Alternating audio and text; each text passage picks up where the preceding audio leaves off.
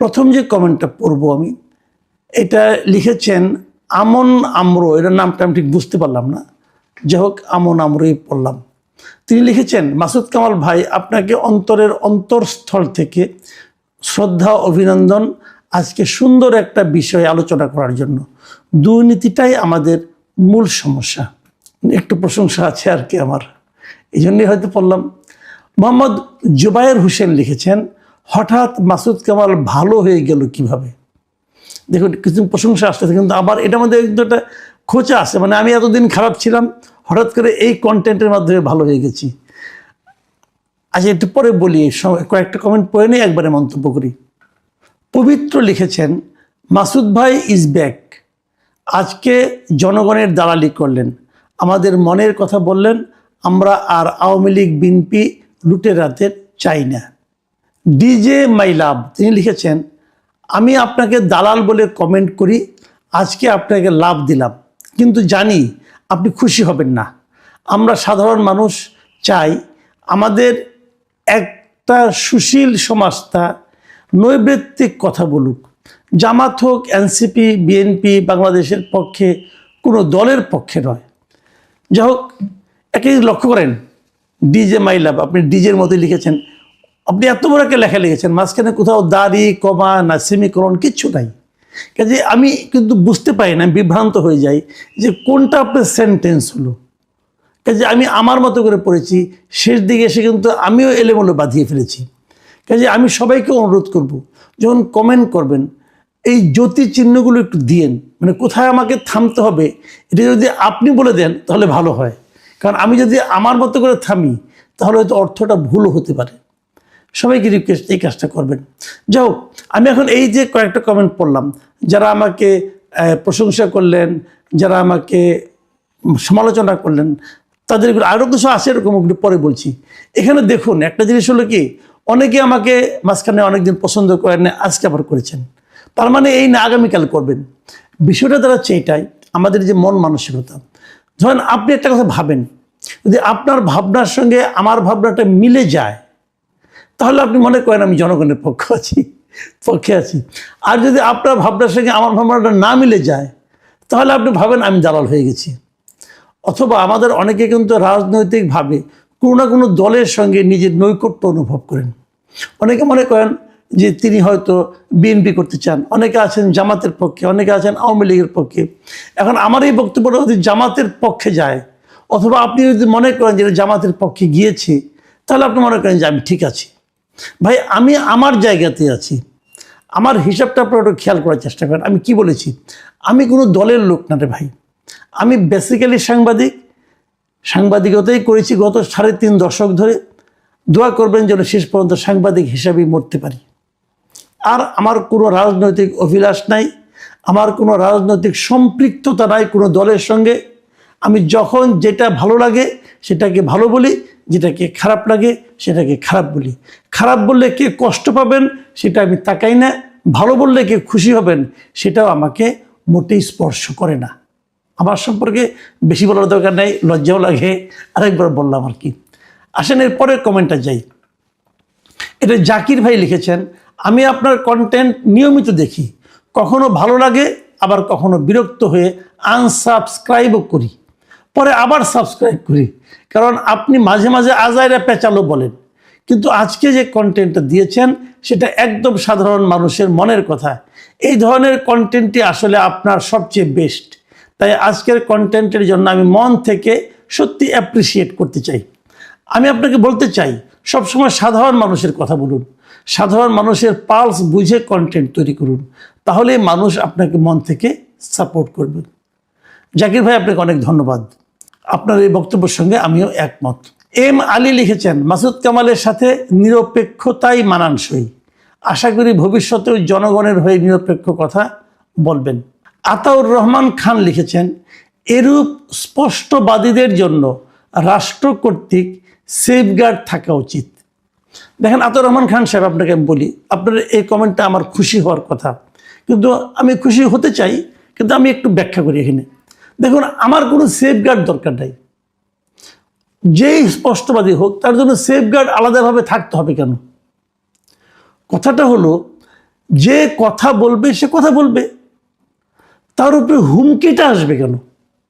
হুমকি না আসলে সে সেফ। যারা এই ধরনের হুমকি ক্রিয়েট করেন অথবা যারা মব করেন, যারা গালাগালি করেন, যারা তার জীবনকে অতিষ্ঠ করে তুলতে চান, বরং তাদের ব্যাপারে রাষ্ট্র ব্যবস্থা নিক।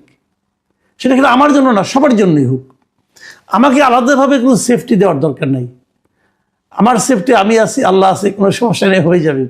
কিন্তু আমার কথা হলো কি, ওই দুষ্ট লোকদের প্রতিহত করা এটা রাষ্ট্রের দায়িত্ব। আলাদাভাবে বাড়তিভাবে আমার জন্য কোনো সেফটির দরকার নেই। শাহিন মোহাম্মদ লিখেছেন, মাসুদ কামাল ভাই, আমি একটি অনুভূতির কথা বলি, এটা প্লিজ একটু মন দিয়ে শুনেন। আমার এরকম প্রবাসীর 2-3টা অনুভূতি আছে, 2-3 জনের এক্সপিরিয়েন্স আছে, আপনি একটু শুনেন মন দিয়ে। শাহিন মোহাম্মদ তিনি লিখেছেন, মাসুদ কামাল ভাই, আমি একটি অনুভূতির কথা বলি। আমি একজন প্রবাসী। যখন আমি বাড়িতে ফোন করি তখন আমার ছোট বাচ্চা, বয়স 5 বছর হবে, তখন সে দাঁড়িপাল্লার পক্ষে স্লোগান দেয়। হয়তো সে সোশ্যাল মিডিয়া থেকে স্লোগান শিখেছে, কিন্তু সেটা বড় কথা নয়। এর স্লোগান আমার স্ত্রী হতে শুরু করে পরিবারের সবার মধ্যে একটা আবেগ সৃষ্টি করে। আমার পরিবারের মনোভাব দেখে বোঝা যায় তারা দাঁড়িপাল্লার প্রতি দুর্বল হয়ে গেছে। কিন্তু আমি নিজে বিএনপি করি, বিএনপির ওয়ার্ডের নেতা ছিলাম। এখন আমি কি করি? আমার মত কি তাদের উপর চাপিয়ে দেওয়া উচিত হবে? খেয়াল করেন, এটা হয়তো অনেকে বলবেন যে না ভাই, এই লোকও বিএনপি করে, এই লোকও জামাত করে, এই বিএনপির নাম করে সে জামাতের পক্ষে বলতেছে। ভাই দেখেন, অনেক কিছু হতে পারে। উনি যেটা বলেছেন সেটাকে আমি সত্য মনে করি। আমি ওনাকে বলবো, ভাই আপনার মত আপনি কারোর উপর চাপিয়ে দিন না। প্রত্যেকটা মানুষের নিজস্ব একটা মত থাকা উচিত। আপনি যদি বলেন তোমরা এটা করো, চাপাই দিলে সেই মত যে উনি রাখবেন ভোট কেন্দ্রে, যে আপনি জানেন না, কাজে কোনো দরকার নাই। আপনার ভোট আপনি দেন, ওনার ভোট ওনাদেরকে দিতে দেন, সেটাই গণতন্ত্র। একই বাড়ির মধ্যে 5 ধরনের ভোট থাকতে পারে, সেটাই গণতন্ত্র। সবাইকে দল বেঁধে একই মার্কায় ভোট দিতে হবে কেন? আমরা দেখি কার মত থেকে শেষ পর্যন্ত। আচ্ছা, এই একই ধরনের আরেকটা পড়ি আপনাদেরকে। আব্দুর রহিম লিখেছেন, মাসুদ কামাল ভাই কেমন আছেন? আমি একজন আবুধাবি প্রবাসী, আপনার সাথে কথা হয়েছিল। হ্যাঁ, আমার যতদূর মনে পড়ে আপনি আমার সঙ্গে একবার ফোনে কথা বলেছিলেন। একবার না, বোধহয় একাধিকবার কথা বলেছিলেন। সীতাকুণ্ডতে বাড়ি। আমার একজন প্রবাসী ভাই এখানে আছেন, তার পরিবার নিয়ে থাকেন। শিবিরের লোকজন তার সম্পত্তির দখল নিয়ে নিয়েছে। আমাকে বলতেছে, ভাই আমি এখন কি করব, কোথায় যাব? দেখেন, একটু আগে একজন প্রবাসী বললেন যে তার বাড়িতে তার সন্তান দাঁড়িপাল্লার পক্ষে স্লোগান দিচ্ছে, তার পরিবারের লোকজন দাঁড়িপাল্লার প্রতি এক ধরনের আপনার সহানুভূতি প্রকাশ করেছে। আর এখানে আমি কি দেখলাম, আরেকজন প্রবাসী বলতেছেন যে তার আরেকজন প্রবাসীর বাড়ি শিবিরের লোকজন দখল করে নিচ্ছে। তাহলে আমরা আসলে কিন্তু 2 ধরনের চিত্রই দেখছি। জামাতের প্রতি মানুষের যেরকম অনুরাগ দেখছি, সেরকম বিরাগও দেখছি। আমি রহিম ভাইকে বলবো, আপনি আপনার ওই প্রবাসীর কোথার ঘটনা, কিভাবে ঘটনা, ডিটেল আমাকে জানান, ডিটেল জানান। যদি সেটা আমি একটু চেক করে দেখব, যদি সেটা অথেন্টিক হয় আমরা সেটাও প্রচার করব। শিবির একদম যে চাঁদাবাজি করছে না তা তো এখন মনে হচ্ছে না, কাজে সেটাও আমাদের কিন্তু প্রচার করা উচিত। আপনি আমাকে পাঠান ভাই। ডিবেট লিখেছেন, অনেক সুন্দর বাস্তবধর্মী আলোচনা করেছেন, অসংখ্য ধন্যবাদ আপনাকে। চাঁদাবাজি কমলে জিনিসপত্রের দাম অনেকটা কমে আসবে। দেশের সকল ভোটারকে এটা বুঝে ভোট দিতে হবে। ফাতিমা ইসলাম লিখেছেন, হাদিয়ার নামে চাঁদাবাজি করে যে জীবন অতিষ্ঠ করে দিল তা নিয়ে তো কিছু বলেন না। ভাই বলবো কিভাবে? এই তো আপনি বললেন, সমস্যা নাই, একজন বললেই তো হলো। কথাটা প্রকাশ হওয়া দিয়ে কথা। আমি যদি আমার চোখের সামনে থাকে আমি বলবো, যদি আমাকে কেউ তথ্য দেয় তাহলে আমি বলবো। আর আমি তো শুনে বানিয়ে বানিয়ে বলতে পারবো না। আপনি জানেন জিনিসটা, আপনি যদি তথ্য প্রমাণ দেন তাহলে সেটা আরও ভালো হয়। জাহিদুল মেনন লিখেছেন, বিএনপি এবং জামায়াত প্রধানের নির্বাচনী হলফনামা একটু বিশ্লেষণ করুন। দুর্নীতির বিরুদ্ধে তাদের লড়াই যে কী পরিমাণ ফাঁকা বলি তা সহজেই বুঝতে পারবেন। দেখুন, ইন্টারেস্টিং কথা কিন্তু, যে বিএনপি এবং জামাতের দলীয় প্রধানের যে দুর্নীতি বিরোধী বক্তব্য, সেটাকে এই জাহিদুল মেনন সাহেব মনে করছেন এটা একদম ফাঁকা বলি। কাজেই যারা এ ধরনের কথা বলছেন তারাও একটু কেয়ারফুল হন। মিস আঞ্জিরা বেগম লিখেছেন, এটা একটু ইন্টারেস্টিং, এই জন্য আমি পড়ছি। উনি আবার এটা ইংরেজিতে লিখেছেন, মানে বাংলিশে লিখেছেন, মানে বাংলার কথা ইংরেজিতে লিখেছেন। তিনি লিখেছেন, মাসুদ কামাল ভাই, আমরা সেই পুরনো মাসুদ কামালকে খুঁজে পেলাম। আমরা কোথাও 1 টাকা ঘুষ দিতে রাজি নই। সরকারি পশু হাসপাতালে আমার বিড়াল এর জ্বর মাপতে 20 টাকা ঘুষ দিতে হয়েছে। ঘুষ নিতে ওই ব্যক্তিটি আমার পিছনে পিছনে আমার রিক্সা পর্যন্ত আসছে। ধামরাই, ঢাকা। উনি ধামরাই, ঢাকা থেকে লিখেছেন যে উনি ওনার বিড়ালের জ্বর মাপতে গিয়েছিলেন, 20 টাকা থেকে ঘুষ দিতে। দেখেন ঘটনাটা ছোট, 20 টাকা, কিন্তু এই ঘটনাটা হলো কি মানুষের টেন্ডেন্সিটা বোঝাচ্ছে, মানুষের যে মানসিকতা, ঘুষ নেওয়ার যে মানসিকতা, এটা প্রকাশ করছি। আমি কিন্তু এই ধরনের ঘটনার প্রতিবাদ এবং প্রতিরোধ চাই। এই ছোট ছোট ঘটনায় কিন্তু বড় ঘটনার জন্ম দেয়। কাজেই যিনি 20 টাকা নিয়েছেন, ওনার তো চাকরি সেই পশু হাসপাতালে বিড়ালের জ্বরটা মেপে দেওয়া, উনি কেন 20 টাকা নেবেন? আমি আঞ্জিরা বেগমকে ধন্যবাদ জানাচ্ছি। মোহাম্মদ নাজবুল হুসাইন নান্নু লিখেছেন, মাসুদ কামাল ভাই, আমি বিএনপির সমর্থক হয়েও আপনার কথাগুলো সঠিক মনে করি। টুটুল খান লিখেছেন, জামায়াত জোর গলায় বলছে আমরা চাঁদাবাজি করি না, করতে দেব না, তাই সবাই একবার পরীক্ষা করার জন্য জামায়াতকে ভোট দেন। মোহাম্মদ রফিকুল ইসলাম লিখেছেন, কামাল ভাই, চাঁদাবাজরা সারা জীবনই ফাও খায়। জামাত ক্ষমতায় আসলে এই চাঁদাবাজরা লম্বা দাড়ি রাখতে, পাঞ্জাবি পরবে, টুপি পরবে আর বলবে এতদিন চাঁদা দিয়ে পাপ করেছে, এখন হাদিয়া দাও। এই হাদিয়ার টাকা দিয়ে মসজিদ বানাবো, মাদ্রাসার কাজ করব, এতিমদের খাওয়াবো। এই চাঁদা কখনো শেষ হবে না।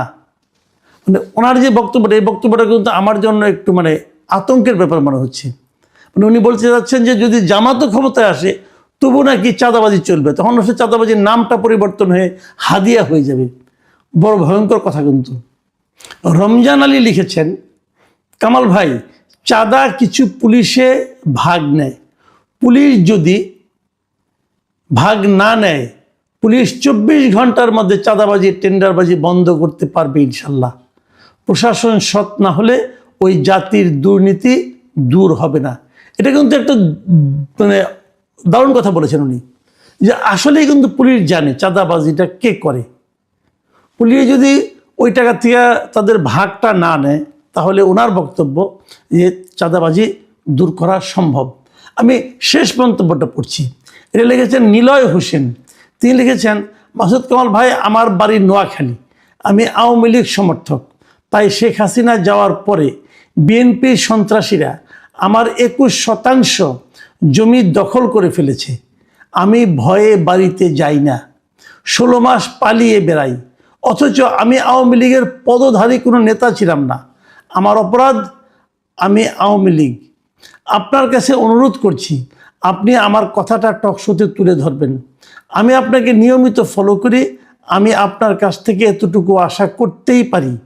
ভাই, আমার পুরো ঠিকানা বলতে পারছি না নিরাপত্তার স্বার্থে, তাই দুঃখ প্রকাশ করছি। ভাই, বিএনপি অনেক খারাপ ভাই, বিশ্বাস করেন এরা ক্ষমতায় আসলে দেশে কিয়ামত সৃষ্টি করবে।